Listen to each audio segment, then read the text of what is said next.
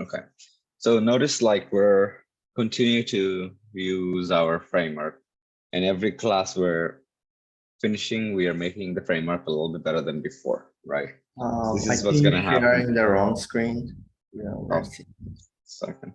Sorry. All right. How about now? Yeah, it's right. Much better. Okay. So one of the important thing that I want to make sure is that, try not to fall behind, because every class that we're doing, we're just making the same exact framework better and better. So if you're to start from scratch, you will have to do a lot of work just to get to where you are right now.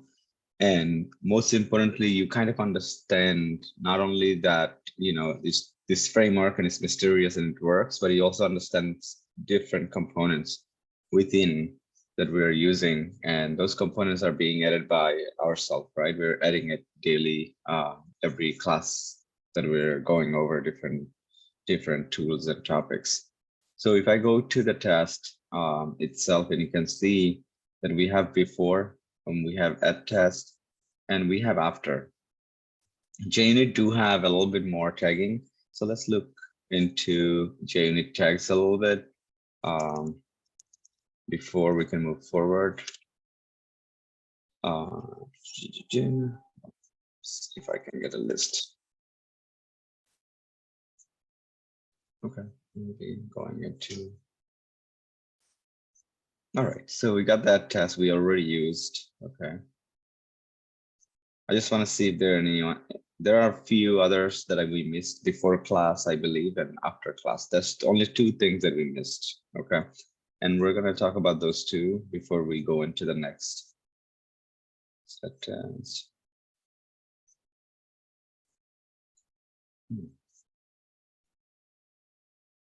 Okay, and we call them annotation, guys. So JUnit 4, JUnit 5, but JUnit 5 is going to be a little bit better. It does probably have a bit more annotations, but let's look into that.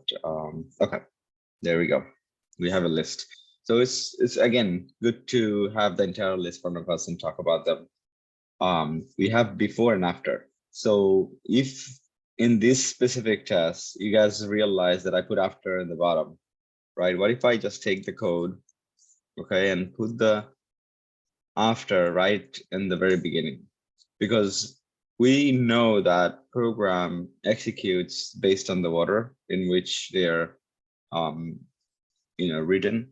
So in this case, if you run this specific test, because these two are not tests, this is part of the test, right? So if you run this test, it will basically first run this, second run this, and then third this. It doesn't care about the sequence because again, it is already a framework. Okay, JUnit, it's a kind of like a framework that already knows that if you're tagging something as after, that means you want to run it after the test. Okay, so the sequence in order, if you look at it before, and then you have after, these guys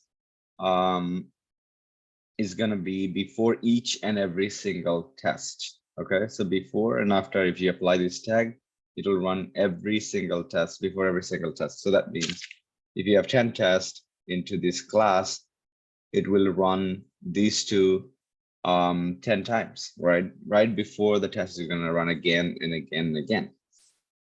And then we have before class and after class. Okay. Now before class is basically, as you know, that this is a class, right? The whole thing is a class.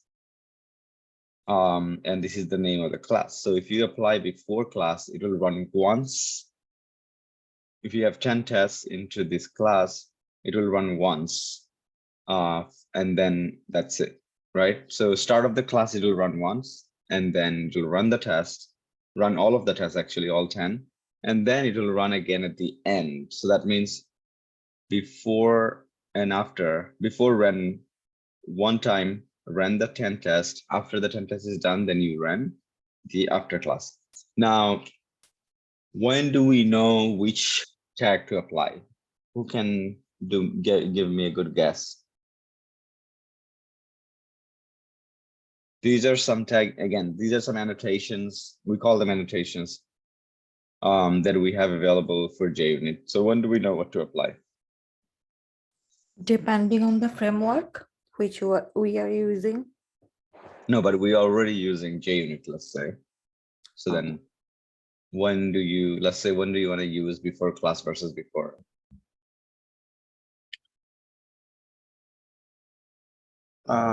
Isn't writing every class you do before class, or having a No, lot no, of class in the one? so it's not necessary, right? Because if you have two cars, do you want to use all two at the same time, right? No. So now let's say you have a van and you have a regular, let's say a sedan, and you're just going out to get some food. Are you gonna take the van? No. Okay, so you're gonna take the sedan, but can you take the van? The answer is yes. Yes. Right? You can, but doesn't mean that is the right thing to do. Doesn't mean that is efficient. You're basically costing more gas and you're just taking a big car for no reason. So now if you had a whole family to go, then you're taking the van would be the right choice. The same thing before and after. If you were to run before every single test, right? And that is absolutely necessary, then you would use this too. If you were to run just once before the test starts, then these two would be appropriate. Now, some cases it will cause problem with your test. So meaning, let's say login, for example, you have to log into the website before you do some sort of test case. Do you want to log in again and again and again, meaning you log in, log out, log in, log out for every single test case? Or do you want to log in just once, do all your test cases, you basically go through each of these? So imagine you have 10 of these, right? Like the whole thing. So each 10, each of the test case does something, for example, so something to verify. And you said, okay, I don't need to log in again and again. Login has nothing to do with my test cases. I just want to log in once. Okay. So you as a QA engineer will make that determination whether you're gonna need to use before class or after class. You just have to know what they are, so that way you have that kind of ability to do that. Now, JUnit 4 and 5. So chances are you may not even use JUnit at all, because we have something better, which I'm going to talk about.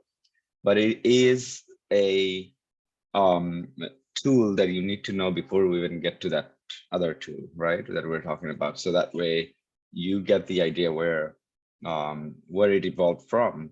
The other thing also, if you do happen to jump into a project where they're already using JUnit, then you have no choice but to use it. So just keep that in mind. Now, JUnit have the version 5, which is a little bit more readable, right? So for example, before and after, you may say, what do you mean by before? What does it do? What do you mean by after? Now, they want to make it more readable. They want to make it more understandable. So if I say before each, it might make a little bit more sense than saying just before. Before each means before each test. Okay, they're not explicitly saying test, but JUnit was developed for unit testing, and developers are still using for unit testing. And when you look at the unit test, obviously unit test is whose responsibility, guys? Is this yours or somebody else's? Do you do unit tests or somebody else do unit tests? I'm done. We'll do the unit test. No, we don't do that unit tests. Unit tests is done by developer. They should be doing it, but you can help. You can say, okay, wait a minute. I know enough programming to come in and help you with unit testing. What is unit testing? Testing the whole thing. Unit testing is not testing the whole thing, right? Unit test is basically testing the code. Okay, so if you wrote a piece of code that is developed to create, maybe give you something in return. So for example, I wrote a block of code that is just to calculate. It takes a value and it calculates something based on that value. unit test is basically now you're going to pass on that value, and you're going to pass on multiple value to make sure that this piece of code is doing something right. Right. So what if the value is not passed on? What happens then? You're going to write a test for that. What if you pass on a value that is not expected at all? What if you pass on a value that is larger than what it was expecting? What if you pass on an alphanumeric value when it is only when it only expects numeric value, right? So all of that cases, you do it in the unit level and making sure your code is doing as it code is working as intended. And that is pretty much unit testing. Developers do it after they finish developing, right? So they also do testing, guys. So don't think that we're the only one who's testing. Developers do their testing. They also write test automation with unit test, and they use JUnit. Mostly use JUnit if they have Java backend. So obviously with unit test, it is not as extensive, meaning unit test is just testing a small block of code doesn't mean it will work. This block of code may have reaction with another block of code and things like that. So that's why we have to do UI testing, right? That's where we come in and then do the UI testing. But for developers, they don't even have to open a browser to do the testing. They just basically, their code belongs somewhere here, right? In these two folders. Sorry, this folder will have their code, application code. From here, they're gonna write the test, and they're gonna basically target the code. They're gonna say, okay, this method I want to apply. They will call the method from their code and then try to see what the method is doing. Is it doing the right thing? So we can go into that a little bit in terms of testing types, but so far unit tests, you guys are all clear, right? We basically writing tests, and you see no main method. It is pretty organized compared to the test cases that we wrote before. Look at this. Let's go to the first test. So notice we have public static void main, number one. Number two is like, we don't know what is what, right? So you will have to write sequentially each line of code in order to make sure that it works. So what if we have steps that is not part of the test? That's where we have some disorganization here, right? Where we can basically get the benefit from JUnit to say, okay, I'm gonna tag my code to do certain things. And it does look a little bit cleaner, but it can be more cleaner. So we'll talk about that today. Anybody with JUnit kind of doubt, right? Anybody that may need a little bit of help with JUnit? You guys think you guys have it, right? Okay, so JUnit 5 is nothing but the name change. Okay, that's it. Okay, so you see before and now we have before each, after each. They do the same thing. It's just that it is very easy to read. Any question, guys? No. Everybody is solid at JUnit. Okay, good. Now, after JUnit, what could be something better, right? Because you already probably feel much better, just better than before, because we just wrote plain Java and we just used only Selenium and Java to write our test. So there is something called test ng, right? So test ng is a little bit better, I would say. And again, we have few more frameworks to explore. So just keep that suspense going. You know, test ng might not be the last stop for you. So, but today it will look like that. Wow, test ng is great, and I want to continue to use it. But there's even better, right? So don't want to kill the suspense that we have been going with. But again, weekly, you're gonna see some new technology being applied to this framework, and it'll just get better and better and better. So now, if you look at the test ng and what is used for, let's just go ahead and kind of make ourselves understand about test ng. Test ng make automated tests more structured, readable, maintainable, and user-friendly. Okay, so notice it has nothing to do with, oh, this is a framework that is not Selenium. It has nothing to do with Selenium. It just helps you structure your code make your code more readable because it is nicely, you know, grouped and maintained in a way that it's kind of easy to read. And then it is maintainable. So if it's already structured and readable, then it is maintainable, right? Because these are the two things that needs to happen before you can even say your code is maintainable. And then user friendly because you will be very much comfortable using the structure that TestNG framework provides. TestNG is called a framework because it wants you to follow a specific way to write the test, right? So it does have some instruction that you have to follow. It did came from JUnit and NUnit, right? JUnit was something that was observed. It was inspired by it, and they just made it even 10 times better than JUnit to help testers as well as developers to use this technology. So we're going to learn how to add it to our framework, and then we're going to create a test, and we're going to probably have a good time with it today. Now, TestNG does have another benefit, which is getting a report. And you're going to get HTML, JSON, as well as XML report, which is TestNG provides.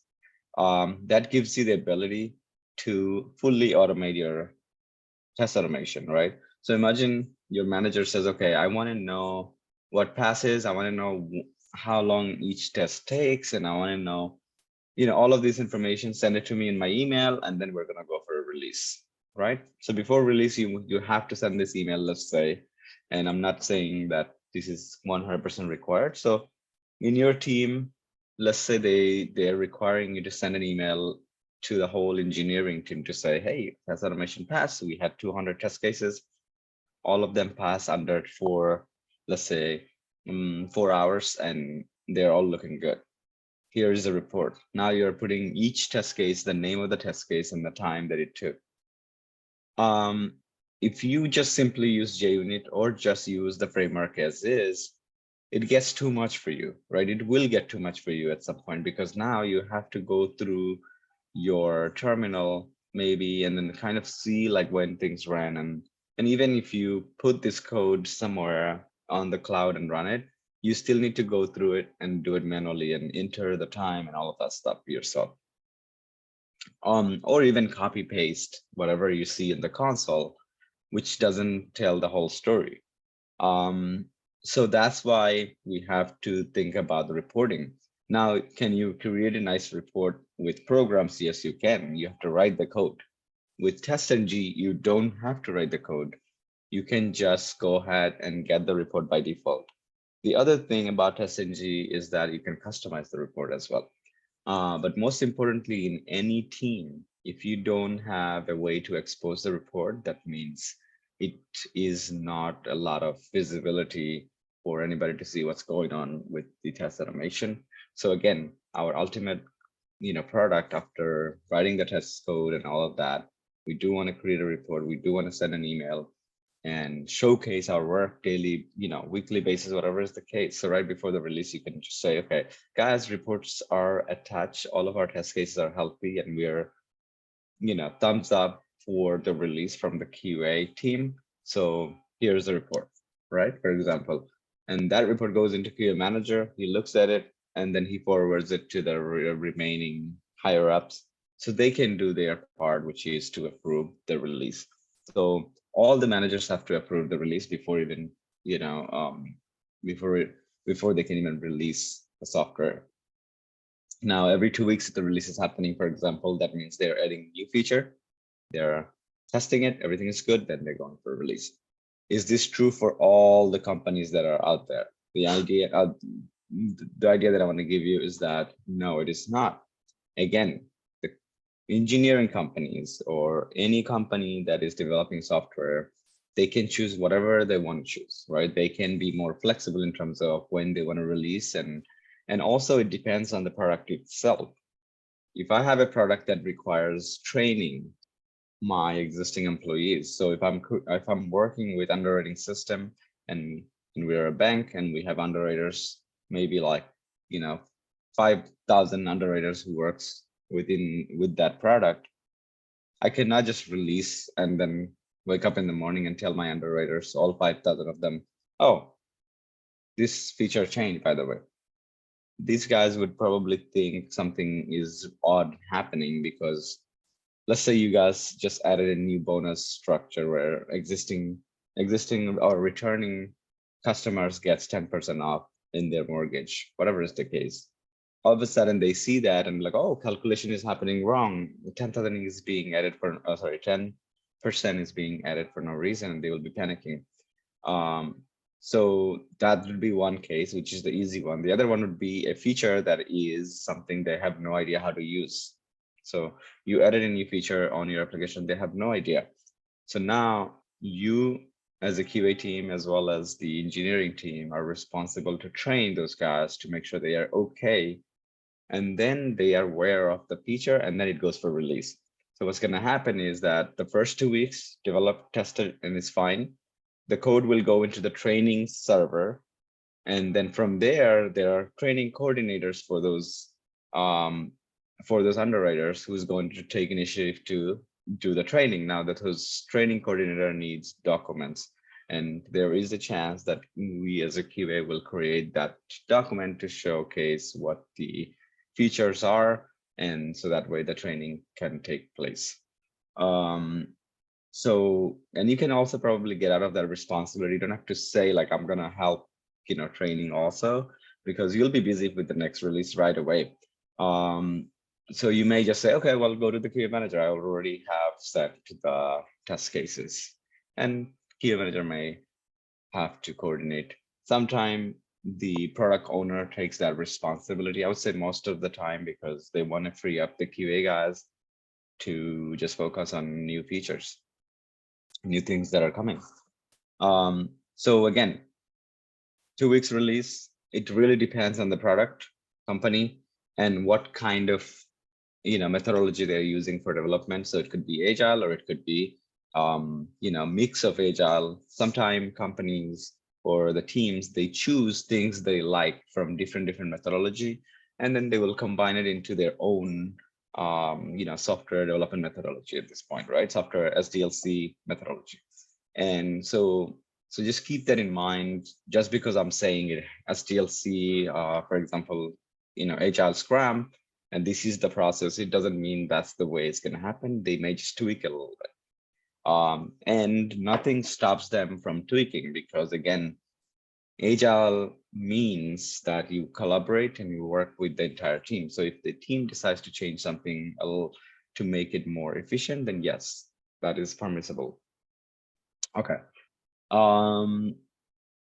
So any question, guys? If we're going into TestNG, okay. So again, TestNG is going to give us the report that we can use, and we can then share it with the rest of the team if needed, which we never even got it so far. So we'll look at the report. The report doesn't look as good as you might think, but we're going to get better. We're going to get better as we are exploring new options. So okay, so let's apply TestNG first. You go into your pom.xml and see if you have TestNG. So you got JUnit, okay? You didn't have 5.0, you do have 4. That's what we just used, but you do have Selenium. That's what we needed, and that's what you have so far. So now, where do we get the TestNG? Any idea?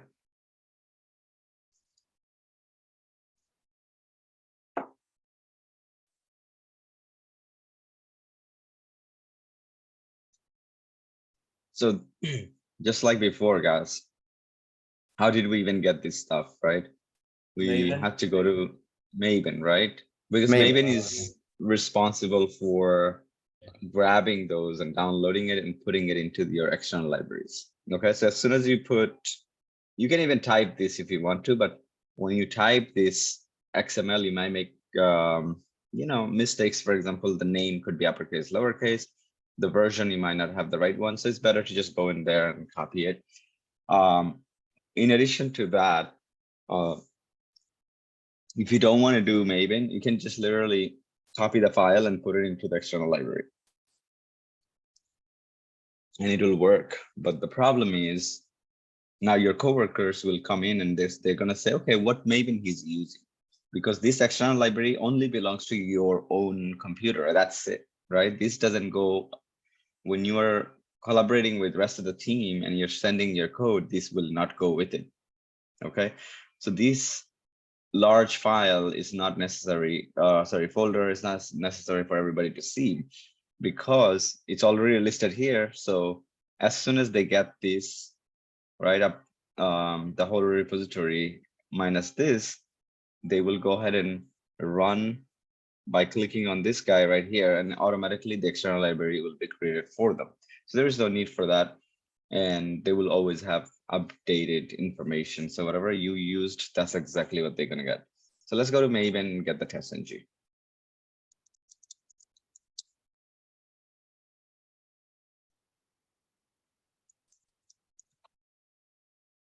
All right, test ng is right here. And then obviously the version, you have a choice. You can choose whatever version you want. Usually I go by the usage, because what happens is companies, when they realize there is bugs, right? Because again, these are open source software and people are contributing to it to make it better. So now if I go into 7.6.1 and I realize significant amount of issues within that version, I will go back, I'll go down to the version that I feel more comfortable with. But right off the bat, you can see beta testing 1, beta testing 2, beta testing 3. So these are beta tests being done. And then after the 7.0 came out and people are using it and they're fine with it, I guess.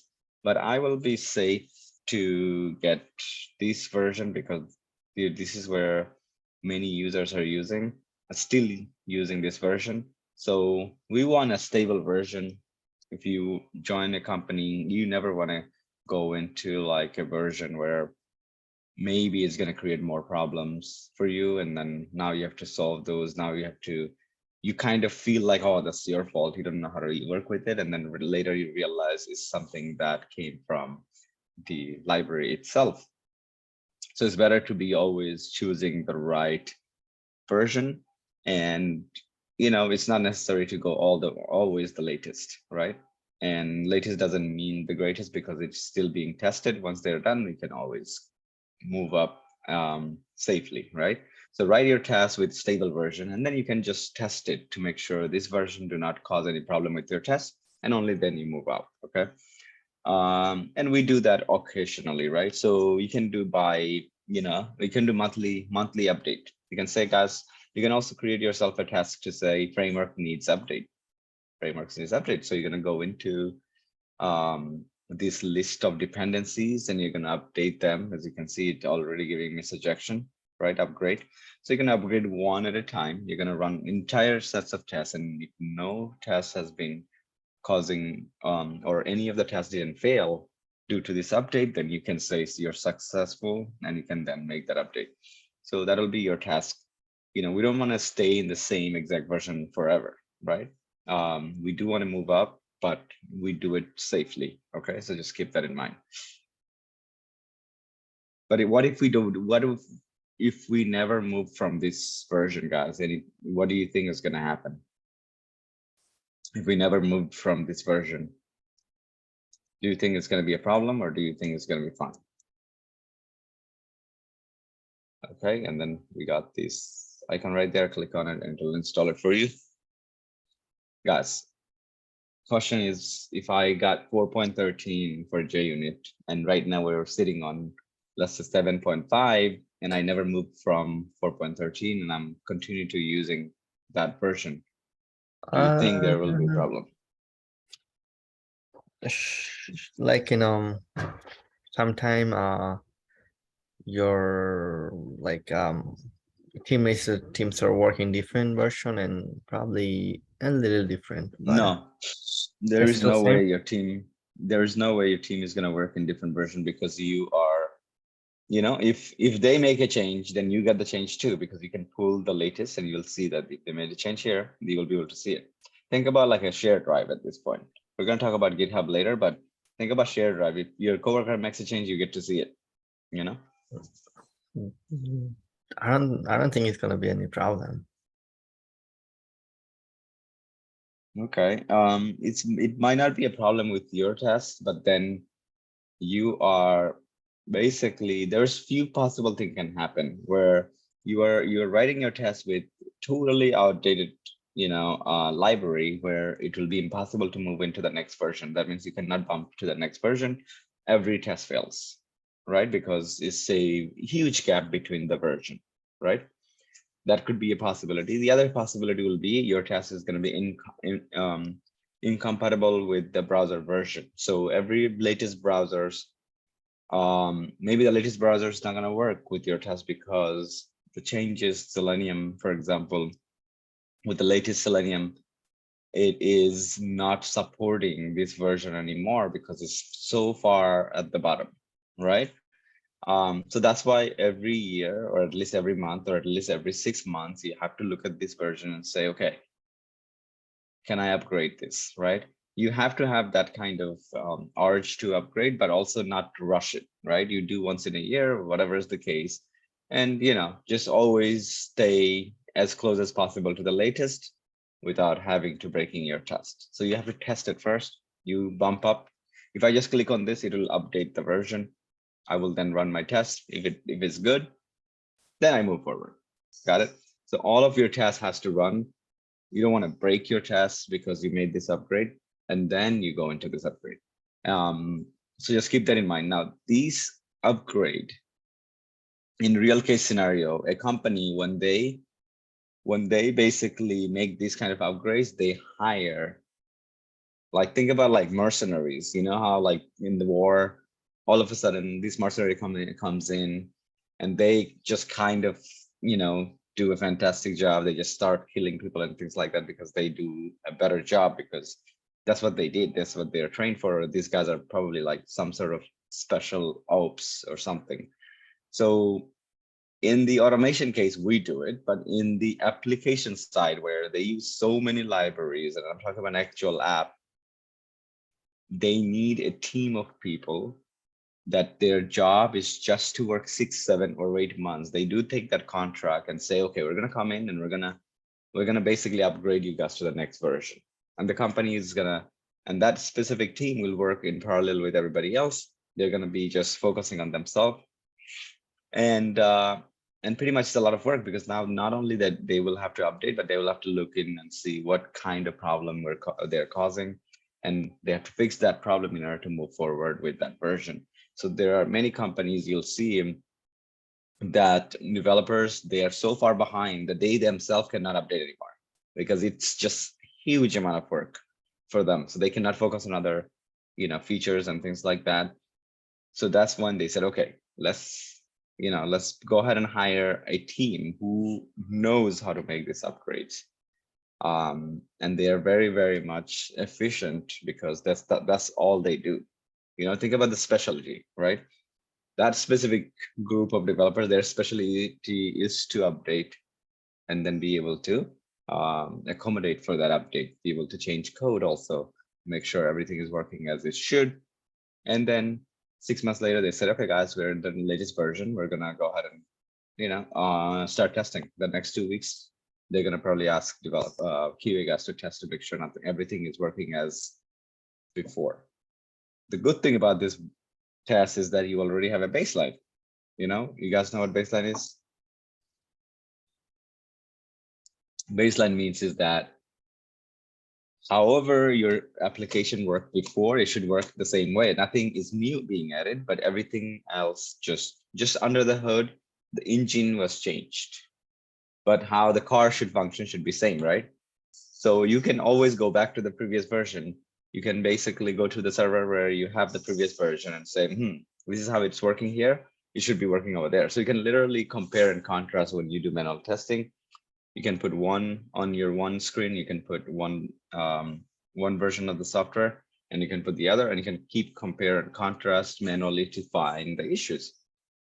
Now, if you look at the previous version, that is your baseline. You're saying that is stable. This is how it should be, and this is the new version, and it shouldn't break. Okay, so just think about the baseline also. All right, guys. So we just added this test ng, and we're gonna write a test ng test. Okay. again, JUnit and TestNG, let's compare real quick before we even do that, because that's something that we need to do that.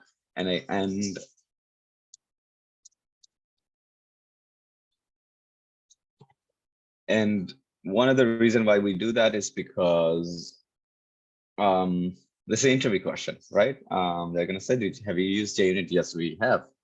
Today, you can successfully say that, yes, I have used JUnit, and you can probably explain to them what JUnit is. And then after today, you're going to be saying, okay, I use both TestNG and JUnit. I think TestNG is much better. Look at that right off the bat. It gives you some sort of, idea about the annotation and the different levels of support that you get aside from some of the other benefit that just TestNG has. Look at the annotation, the name of the annotation. You got TestNG, test, and JUnit. So no difference in terms of the test, still the same. Then we have before class. We have before class also, no difference. After class, same thing.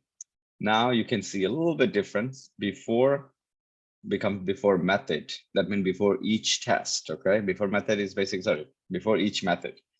So this is kind of like before each test. Same thing after each test. You have ignore in order to not run a specific test. So if you have 20 tests, you can choose to run few tests and not run all of them. So you can just add ignore tag. In here, you have to apply it like this, okay? If you're using TestNG. And then we have a few other tests. You can even put timeout for a test. You don't want a test to run for like 2 hours. You want to time it out and say, okay, I expect my test case to finish, let's say within 5 minutes, right? So that means you have to say, I believe 3,000 milliseconds, not 300,000 milliseconds for 5 minutes. So again, it is measured with milliseconds. So you'll have to put that time here to make sure that you're waiting for maybe like 3 minutes or 4 minutes before your test comes back and tells you like, okay, wait a minute, something went really wrong and I stopped the test after 3 minutes because we don't want to run forever, right? That is the timeout, okay?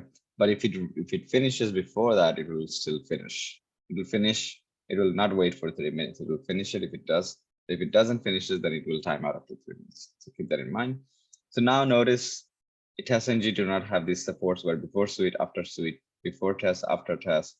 TestNG do not have these supports before group, after group. TestNG do not have these things. So right off the bat, you can already think that TestNG does have a better annotation. On the left side, we do have description. So we can kind of go over and read, but we're gonna able to use our test cases in order to make sure that we are able to use those annotation. So notice it just JUnit 4, we're writing our test very much similar right there. And let's go into the timeout. So you can just add the timeout right here using JUnit 4. All right. And this is how the TestNG, right? Very similar. All we're doing is adding the tag. Okay. Not a huge difference. So let's go into TestNG class. Let me just give you guys a bird's eye view.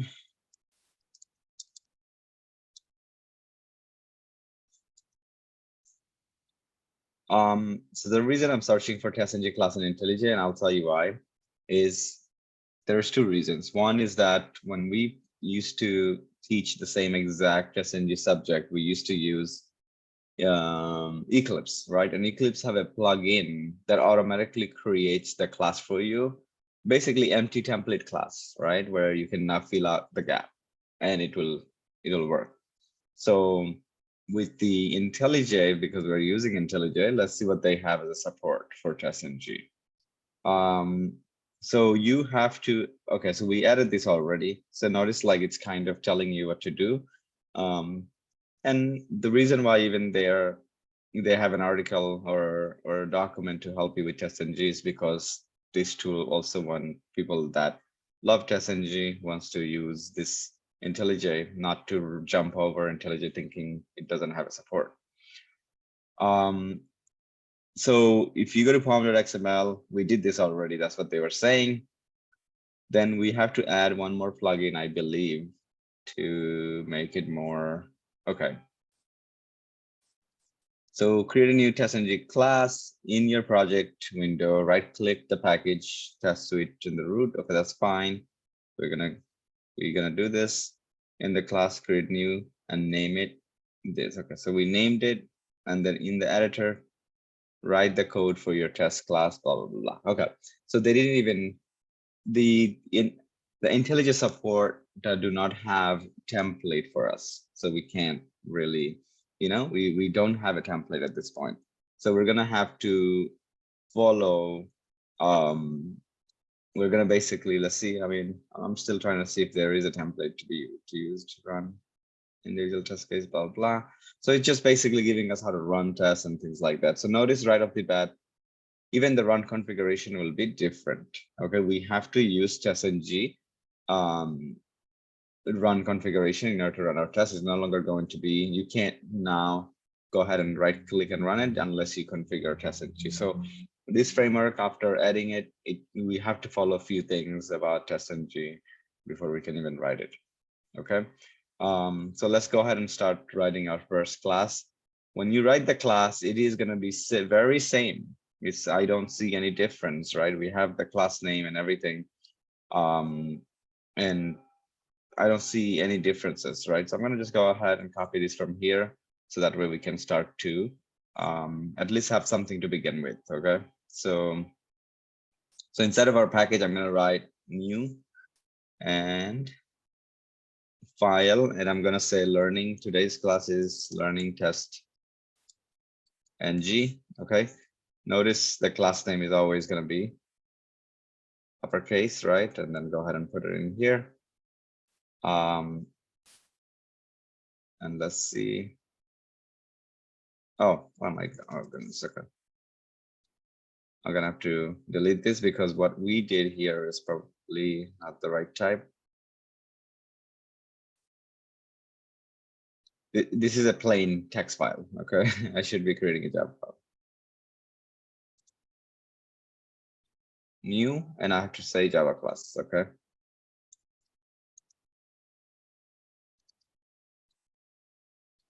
So learning test ng, and then go ahead and paste it here. And right off the bat, the only thing is upset is because remember, we have to have the same name. So because I just pasted the template, I'm gonna just rename it to whatever it's supposed to be. Oh, sample test. I wanted to change this. Okay, actually, rename it.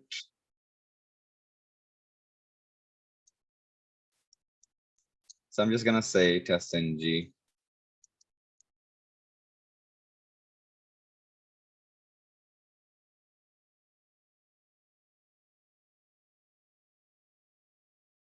Sample test, just so that way we are good to go, and that's it.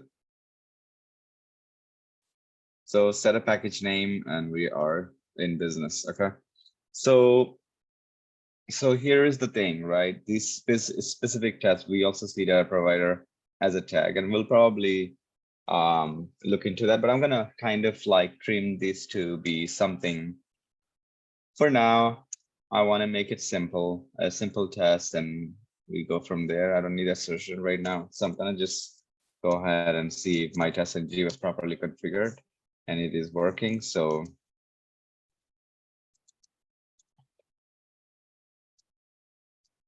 that's okay. So this is what it is. We have, we don't need to pass a parameter here. Notice the name of the test right here. We can actually change that to something like verify if test ng was configured correctly. So I'm just giving it a relative name because that's what we have. We don't need this import annotations. And just to see if it's working fine, this time, if we go into the run configuration, let's see if it actually should be automatically configured. Let's see if I can run it. If you click on run, what happens at this point? Okay, and now very quickly, as you can see, it did work, and see the format of printing. It is slightly different and it is slightly better, right? You don't have all those red things burning and all that stuff, right? So it is already giving you a nicer, feeling about this framework. Okay. So now you may say, okay, wait a minute, but you did talk about the run configuration. How come we didn't do anything? Meaning we didn't change from JUnit to TestNG in terms of running. IntelliJ was intelligent enough to understand this is a TestNG class, and it automatically configured for you. Now, this configuration, automatic configuration only happens if you're using everything by default, right? So nothing complex, no complexity at all. So it was able to do it by itself. But when you join a company, you may have to go in here, run configuration, okay, edit configuration, and you see TestNG. We also have run for JUnit because we have some tests also JUnit, right? So that's why it knows to switch between. If it knows it's a TestNG class, it will go ahead and create a configuration for the run. Okay, so this one is automatically configured to run your tests with the TestNG framework. And so if you join a company, you may have parameters. So you have to add those variables right here by clicking here. So you have to ask your coworkers, hey, is there any environment variable? Okay, so chances are there is. There's no way a company is going to automate test cases without these variables because they're essentials. And they help, right? So all you have to do is come in here and add whatever variable they're talking about, and that's it. Now, is it okay to ask them, or you're supposed to know this already? Question, guys. Is it okay to ask your coworkers on your first month? You're saying, okay, or let's say on your first week, coworkers came and set up the automation and they're just showing you how to run. And you just ask them, oh, can you shoot me over the environment variable so I can run those on my side? Is it okay to ask that? Yes. Right, because environment variable is customized option, right? There is no way you're gonna know. You have 10 years, 20 years, 30 years of experience in automation. You're not gonna know what those environment variables are. You can name whatever you want with environment variable. You can name it yourself. So therefore, there is no way that you can read somebody's mind to say, oh, you named it this, or you named it that. So for example, you want to switch between browsers. Environment variable could be something like this: browser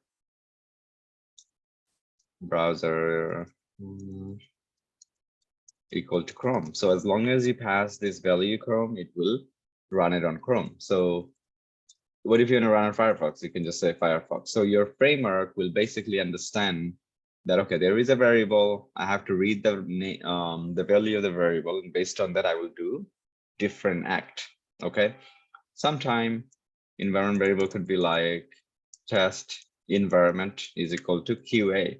So where even to run those tests, somebody who will architect the framework will add this ability to run this test in a very specific way. And your job is to say, okay, I'm not an architect. I didn't create the framework, so I cannot possibly know what's going on in their mind.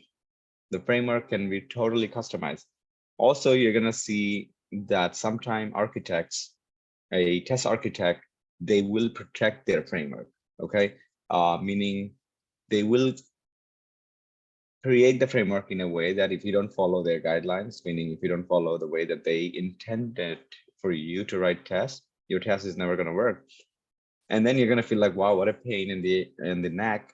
I have to do so many things in order to make my test work. And that might be a little bit too much for people to handle. But the thing at the end is going to be the guy who intended that he's getting cleaner code, he's getting more organized code, and it becomes more maintainable. So there might be a better intention to do that. And there are some job security situations. So again, maybe a third-party company created the framework and they want to make they want to milk it as much as possible maybe. So they don't want people to just come in and learn the framework right away. So they may just intentionally make it a bit more difficult. So that way, they get to provide training, they get to help out, and they get to stay in business. But like I said, that might not be the primary motive. The primary motive is, again, to make sure nobody comes in and start pushing code that will break everything. Okay, so you have to follow that coding standard in order to be able to make things work. And I think that is the primary motive. Sometimes, we think differently. Everybody's human. So, you go in there and you may say, wow, this company made everything possibly harder as it can be. It could have been, we saw it in the class, it should be easy as this, and now everything is hard. Why do I have to go do this unnecessary work? To you, it's unnecessary because you're writing a test. But to the test architect who said, I'm going to protect this framework so that way nobody's going to just push whatever garbage or things like that or break my code, then yes, for him, it's going to be like, oh, I'm being just protective and that's it, right? But it is a little bit of work. So when I architect a framework, I am on the softer side. I don't go and protect it in a way that it's just crazy. But I am on the harder side when it comes about accepting code. I don't allow anybody, push their code without approval. They need two approval, one from the coworker and one from me, to make sure that this code is working as it should. So that's why I don't need to protect it as much, but I did do that in the very beginning to make sure that, not only protecting, but also job security. So I don't just get replaced in 6 months. Okay, so with that said, these, just be aware of it. We will apply those at the end. We will probably do it as part of, finishing up learning the framework. So just keep in mind, notice the run configuration. Okay, we have 3 kind of run. This is for plain without the JUnit. You can run your test. This is for JUnit, and this is for test ng. IntelliJ was intelligent enough for you to create all sets of run configuration. Okay. Now we will add our tests. So remember, before and after. Okay, so let's see some of the tags again. Let's dive into more test ng tags. Okay, and I keep calling those as tags because my current framework that I'm more familiar, or maybe more used to, or more using, we call them as tag, but these are annotation. Okay, so just keep that in mind. They will ask you, are you familiar with the test ng annotation? You have to say yes, and then obviously we're gonna go ahead and cover this.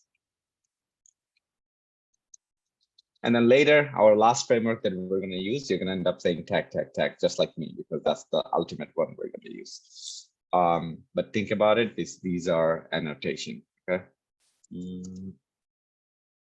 So which one should we apply? We want to have driver in the beginning. We want to create the driver in the beginning. So then we should probably apply something. And today we'll probably use a reusable driver later. But for now, we can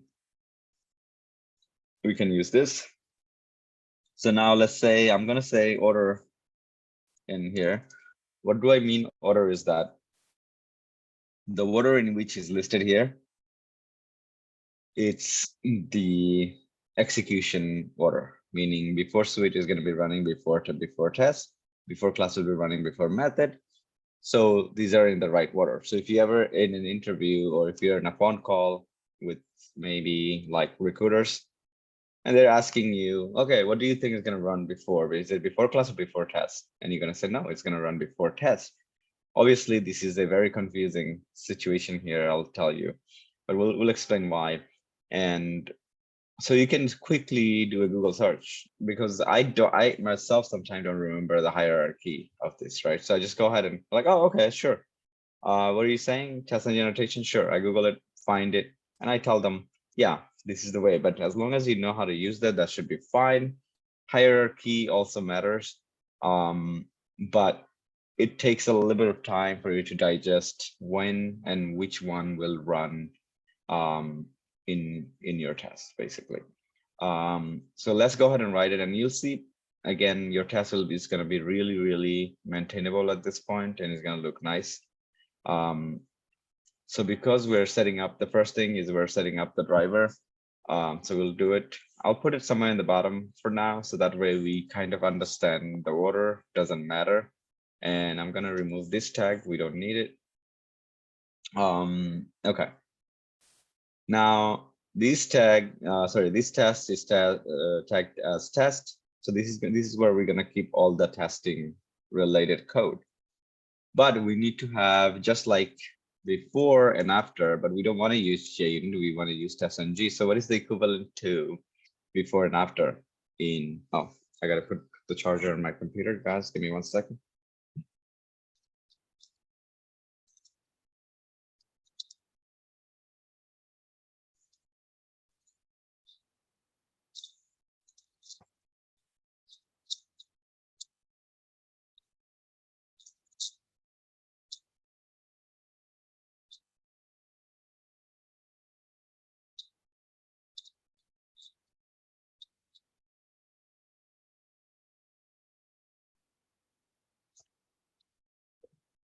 All right, so we have to find an equivalency because they are essentially same, right? JUnit and testng is just that. JUnit, testng has more annotation, and they have HTML report. That's it. Okay, and it does make your test look a little bit better. So let's see. So right off the bat, test is upset. Don't panic when you see something like this. So let's see. I'm gonna actually go into this kind of and see which one I need to apply at this point. And when we apply them, we just read the description, so that way we can also understand. So you can see before test. Before test annotation method will be executed before the execution of all the test method available. So that means it will run once before all of the tests. So what if I have 2 test cases? Okay, so that's 1, and this is 2nd. Okay, so I'm gonna just put 2, and I'm gonna put 1 just to make the name change. So if I apply, okay, let's see, public void setup, okay, and then I will give it a name before test. So notice, like, it gives me a list of testng. So be careful if you do have both. You don't want to end up using JUnit and testng at the same time. So before test, again, before test is going to run once before all of the tests. So it is probably appropriate, right? It is same as before class, right? Before test is actually same as before class from JUnit. So don't get confused. So now here we have to create the driver first, right? So I'm going to go ahead and, again, today's class is testng and JUnit, so we don't have to think about how do we create those drivers. We'll just go ahead and copy onto our test. So let's go into that. Testng right there. So I'll put it in here. So notice already being upset the driver. So I can say something like this, put it outside. Driver, make it an instance variable, and now we're good to go. The next thing that I would like to do is that now that we have a driver ready to go, I can say something in here. Okay, so maybe like some sort of messaging will be helpful to say something like running, okay, creating driver instance, right? That's 1. So we get some messaging going. This one is running testng test. So this is actually test. So now here I can say driver.get, and I'm gonna start going into multiple something, just simple tasks, guys, going into different links. So for example, one is, let's say, JetBlue. Okay, so I'm gonna go to the JetBlue, and we'll add some verification at the end. So I can say verify, I don't know, verify if JetBlue website link works, something like that. Is as simple as we can get, right? The second one, maybe like get all the airlines we can possibly think of at this point. Then Delta. And notice why, like, I guess, like, you guys probably, I don't know if you guys are wondering, like, why is he not typing? Because he already knows the URL. It's because sometime if you just typing it, you may make mistake with your URL, because notice the difference between these two. Okay, at this point, there is no difference, but sometimes you're going to see www is missing, and it still works, you know? So I don't want to kind of like make a guess in terms of their URL. If delta link works, okay, for example, and then I'm going to add another test. And then what is it? I don't know. Another one could be like after delta, JetBlue, delta, and United, maybe United.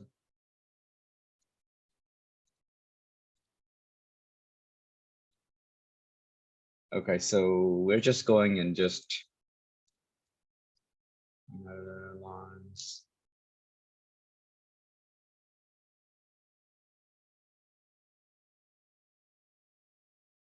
Okay, so you're gonna probably go and place it right there, and we're good to go, right? So we have right now effectively 3 tests.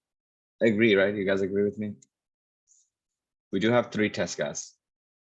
Now, do you see the difference between JUnit and TestNG now? You can see a little bit cleaner view. That means your test starts here and it ends here, right? So whatever is in between, this is one test, this is another test, and this is another test. This guy is just basically a setup. The tag was before, and that means he's gonna run it. And then I'm gonna say after test also.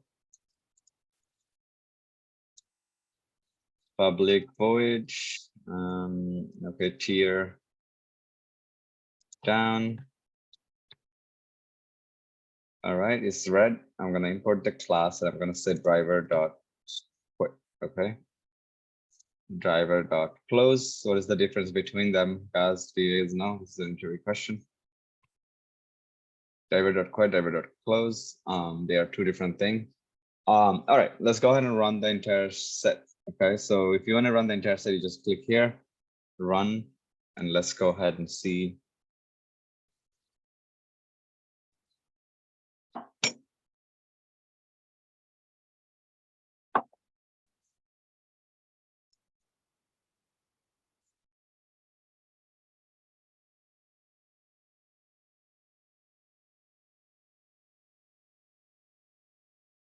Okay, something failed. Let's just quickly take a look. We probably have to add assertion, maybe. Okay. Session ID is null, using driver after calling quit. Okay, so it's not supposed to be, but anyway. Okay. So this is really unexpected because we're using after test before test. So let's look at the after test and read it a little bit. What did we do? Okay, so test and G annotation. Let's go into this guy real quick. After test annotation method will execute after execution of all the method available belonging to the folder. That's what we did. That's what the intention is. But this shouldn't be a problem because my expectation was to finish running all of the test cases and only then quit. Okay. Oh my goodness. Okay, now we get it. Because if you quit it, look at the order in which we're trying to do, right? If you quit the driver, there is no driver left for you to close. Okay, so that's what happened. All right. So go ahead and run it again. Now that it is red, you can see that it is actually not working, as it's failing because of that. So hopefully this time it's going to run fine.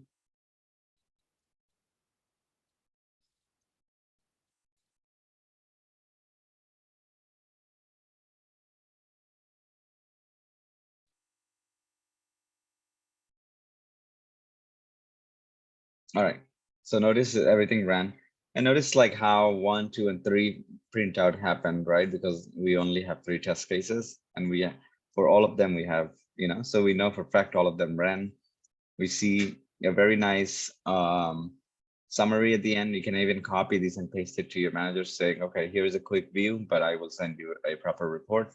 So now if I want to see a proper report, TestNG creates a folder for you automatically. I'm just going to refresh this real quick because sometime it creates it and it automatically doesn't show up here. So I'm going to go ahead and refresh. I believe this is the refresh. Let's see. I'm going to reload.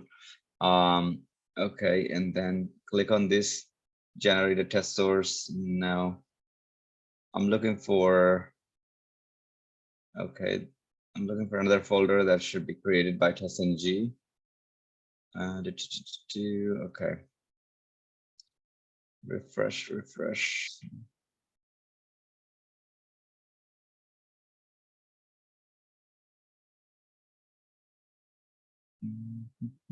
Okay. Local history. That folder didn't show up. Our report should be automatically generated. So a second, I'm gonna have to look at it. So let's see, debug run. Okay, so we might have to edit the run configuration because we need to add it here. Okay, let's go and do that. Package this. Okay, this is kind of okay, that's fine. I just need to know what I need to add here to basically create that report. So I'm going to do a Google search, and this is something that you will have to do also, right? So IntelliJ TestNG, okay, report not printing, whatever, report not showing, whatever is the case. Let's see if other people have the same issue. So this guy have exactly the same issue, and notice the level of details in terms of writing a question. And again, we talked about this, guys. You want to sign up and you want to ask questions if you don't find the appropriate ones. So you go into this and it says listeners, guys, listeners. And again, I'm not a machine myself, so I mean, last class we did this, the same exact thing I can remember, but I didn't remember that this is the setting that we have to change.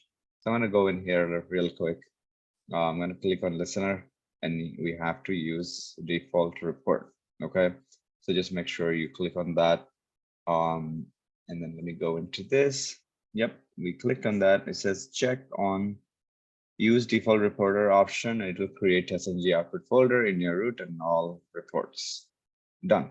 Okay, so that's the only thing we were missing, and we did that. Applied, okay, and done. Let's quickly run it again and see our report.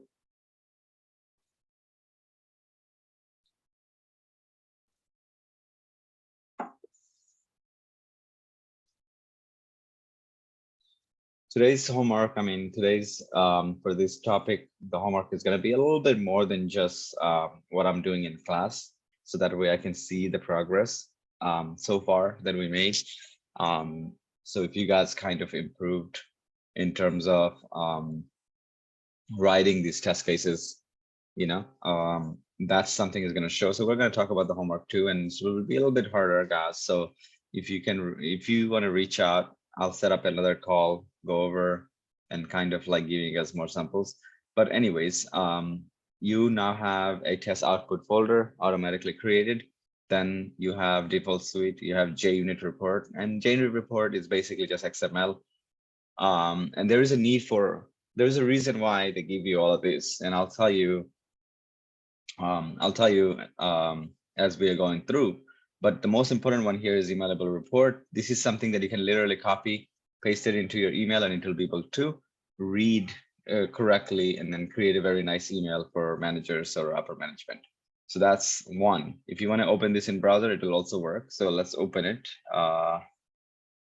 Where is the open option? Open in browser. Okay, so you click on browser, I'll click on Chrome, and there you go. Okay, it basically says these are the 3 tests that you have. These are the times that it takes to run, right? 4 second and 9 900 milliseconds. And when it started, obviously not a very good look. It's just plain HTML, so it doesn't look pleasing to your eyes, but that's what we have, right, in TestNG. You can go to the summary and all of that, but this is how the report looks like. And again, it's not interactable because it is intended for emailing. Okay, so that's why everything is expanded and look the way it is. Then we go into index HTML. This is where it's more descriptive. Let's go ahead and open this also and then see. Open in browser, and then I'm going to click on Chrome. And now it looks a little bit pleasing to your eyes. It is more responsive, you see. If you click on show, you can see 3 tests. If you click on each test, it will basically just highlight if it pass or fail, and that's about it. Okay, nothing extra. And you can see in terms of like more details by clicking on this methods and things like that, right? And a little bit more details, but that's about it. But this is the report you'll probably try to use and take a screenshot and send it to everybody else. And then you have pass PNG. So it does take some, if I double click on it, okay, this is just the assets. It has nothing to do with your test. This is just the icon that will probably pop into the test itself. This is where you kind of can modify, you can customize what we talked about before. These script can be modified and kind of make sure that your report is the way that you want, basically, right? You want to make small changes, you can do that yourself. Now, if you go back to the XML JUnit report, this is something we needed for CI. So XML is very easy to read.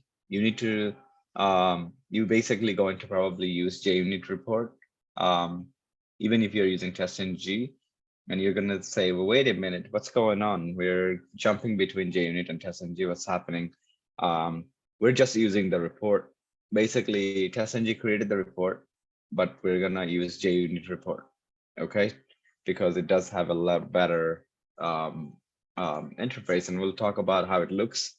And because we're using CI only have this plugin for JUnit, unfortunately, and then obviously TestNG creates it because of that, and we can use that to make it, make our build pass or fail, things like that. So we'll talk about those also. This is the old way that you used to do. Let me just open one, show you guys how it used to look like. Okay, so this is how it used to look like. So things are getting better and better, but the next framework that we're going to talk about, you're going to think like, okay, wait a minute, what the hell? I don't want to use this. So we're going to talk about something even better. So just make sure your head is always on the right direction as of right now. Do not get distracted, because as you're learning this, we're moving and moving and moving. Right now, we're probably moving at the light speed. But things are happening, right? You guys are learning and you guys are getting introduced to new things. I'm not going to call you an expert on TestNG, but I'm going to say you know what TestNG is after today's class. And same thing for JUnit. And again, we're going to write it and we're going to go into the framework that we're going to spend the most time. And that may be something that you will like even better. Okay, so far, so good, right? So we just learned few annotations so far. We used before test. That means this guy runs before each and every single test cases. So it ran once before everyone. Oh, sorry, just once. And oh, what am I doing? Okay. So before test is basically runs once, and then it will stop until all 3 test cases will run, or all of the test cases will run, and after that it will run after, and that's it, just once for the class. So it is confusing. It is similar to before class and now and after class. Okay. So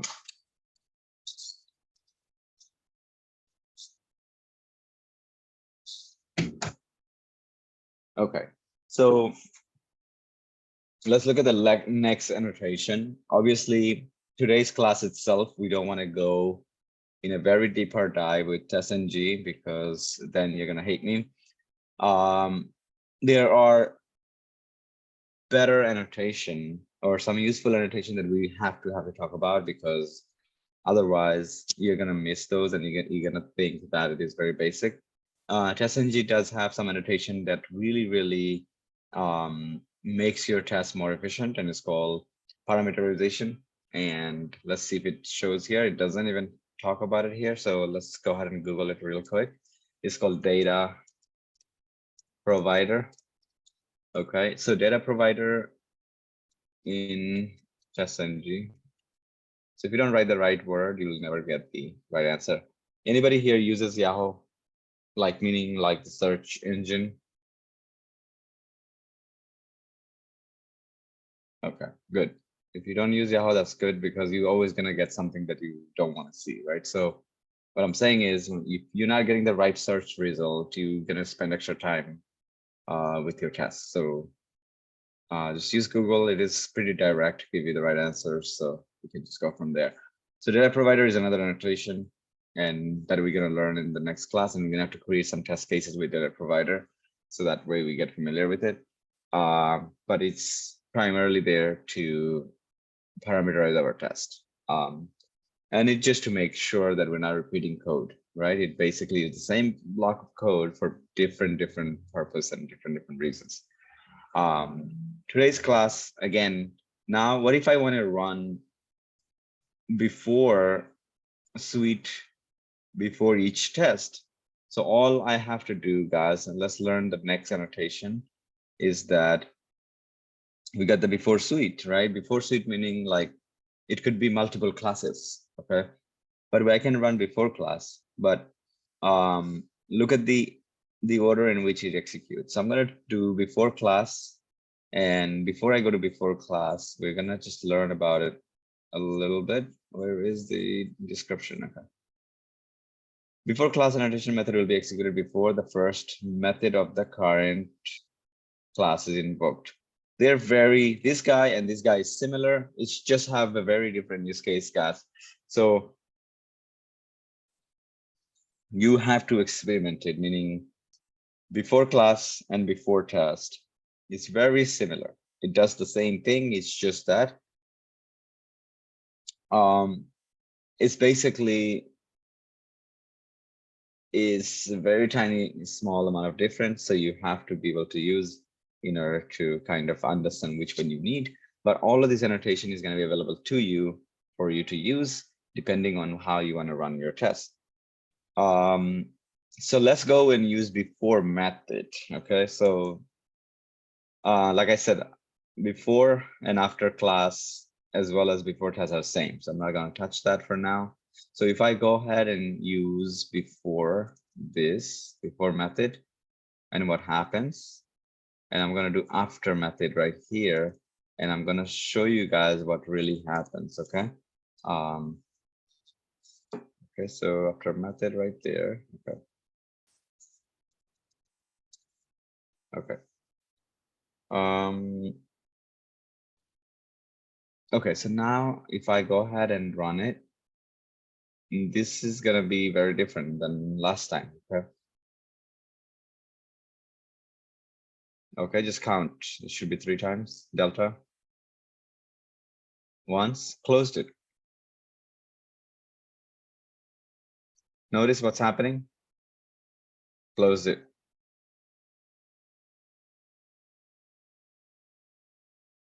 And again, it's going to close it down. So notice what just happened, right? And you'll probably see the output also is going to be different this time. And notice what it did. First running, basically what happened is it ran this block, okay, created the browser, it ran your test, and then it closed it. Then you go ahead and the next test that is running, in order to run the next test, it ran the before method, then it ran your test. After that, it will run this.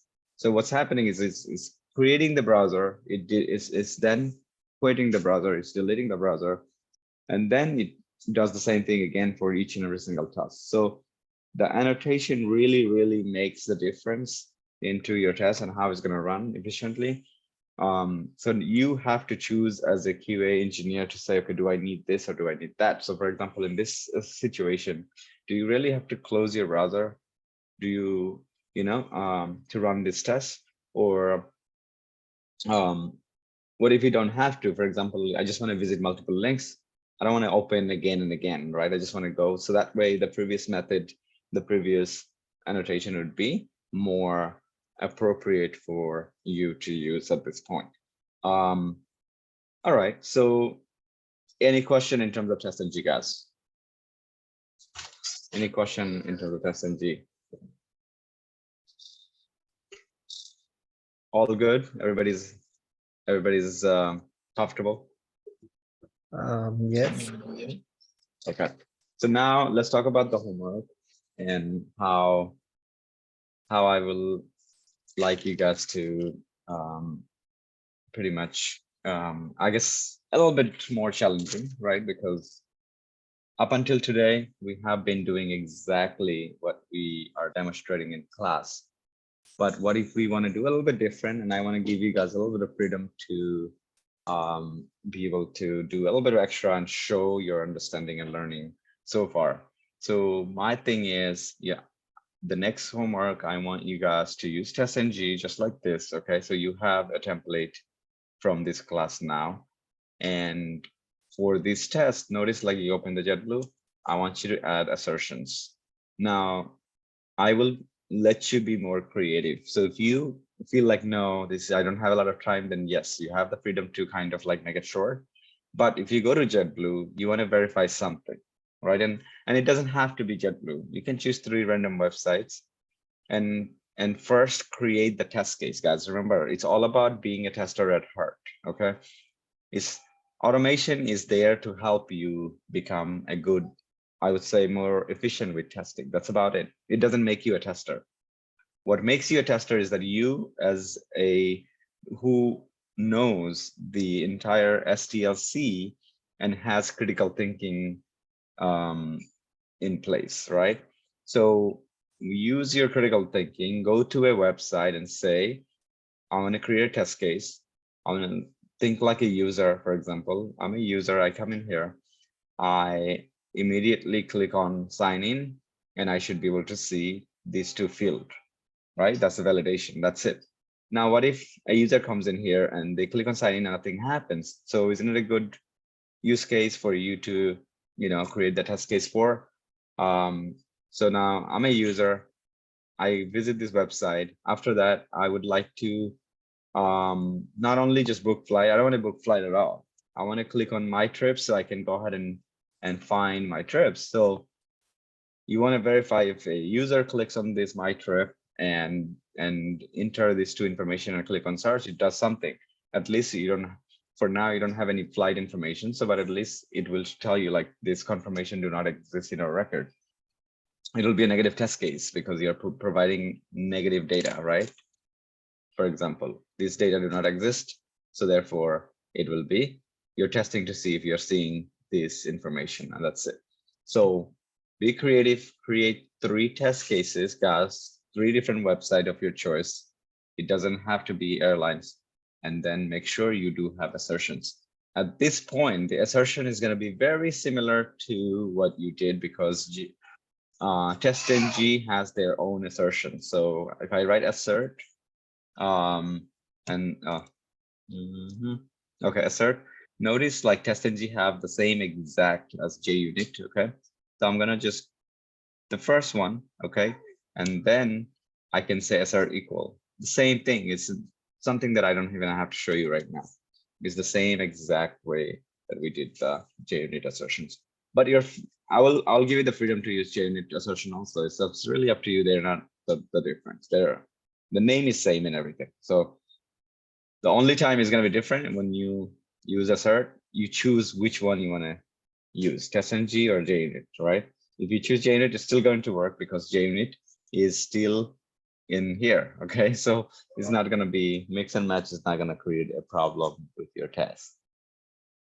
So any questions before I let you guys go? It's Sunday, decided to do a short class, but again, this is going to be an important class because the next class we're going to go very deep into TestNG. You're going to be more efficient on test cases, but after that, we're gonna move on to the next framework. Okay, so it will be the last framework, guys. Okay, and then I may just show you guys some new tools that came out and If you put those tools in your resume, I can guarantee you somebody's going to call you for a job right away. But again, it is much, much, much easier than what we are learning right now. So good thing is we're starting off with a hard framework, which is, hard to learn. And not a lot of people have the time to learn these tools, but also not a lot of people are, I would say, don't, I guess time is the one problem, technical abilities to even learn this tool. So just keep that in mind. Next class, TestNG, JUnit is out of the picture. We already know it. We created some tests and we will not come back to JUnit just now. But your final project, you will be creating tests with all frameworks, guys. 1 test, 2 tests, whatever is the case. And then we're gonna basically then say, okay, we learned automation. Okay, we good. And Question. yeah, go ahead. From now on, we are gonna work with the TestNG. Is it gonna be everything we are working through TestNG, or we're gonna go back to JUnit, or that's it? I mean, think about it, right? I'm making you guys start from the first stair, right? And we're just climbing at this point. We're going to the second stair and third stair. There is no reason for us to go to the first stair, right? Because JUnit is just. My question was like, no, you said we're gonna do the project. Yeah. So it's gonna be using the TestNG, but not the JUnit, right? The final project is gonna include TestNG, JUnit, and another framework we're gonna talk about is gonna be called Cucumber, and that's the ultimate framework. Cucumber, we're gonna spend as much as time as we need, and I'll tell you why. Because we're gonna target jobs. Your job will be targeted based on Cucumber framework. You're gonna go and say, I'm an expert on Cucumber framework, and that's why we have to spend a lot more time. These frameworks, the reason why we're even going over and kind of teaching you how to use is because you have to have some sort of history. You cannot just jump into Cucumber framework without knowing JUnit and TestNG. So in the interview, you're going to say, well, I use, all 3 frameworks. I use TestNG, JUnit, but my most recent project, I have used Cucumber, and that is something that I would like to use in my next project as well. If they do not have a framework, you'll say, I would like to use Cucumber framework. Again, Cucumber is probably going to make you forget everything else, is because it's just nicer. It's very nice. It's easy to use, and it's really, make you feel like, oh, wow, okay, excited about the framework, and you may not want to come back. But we still have to know a little bit about this framework. So that's why I'm going to probably keep those 2 in the final.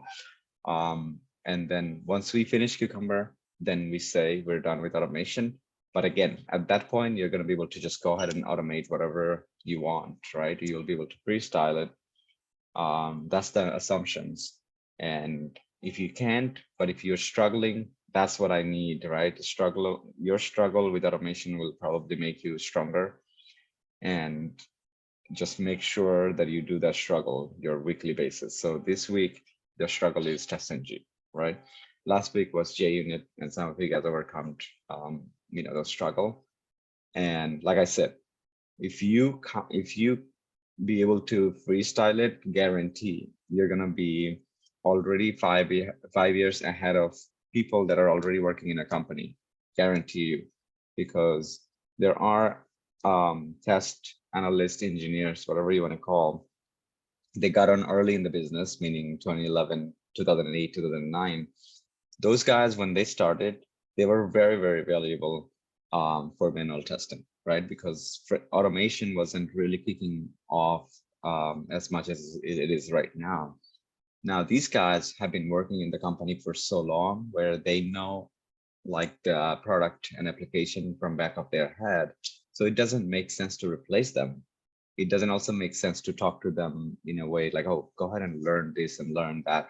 So managers don't like to upset those people, right? Because they are probably subject matter experts, right? They know the application.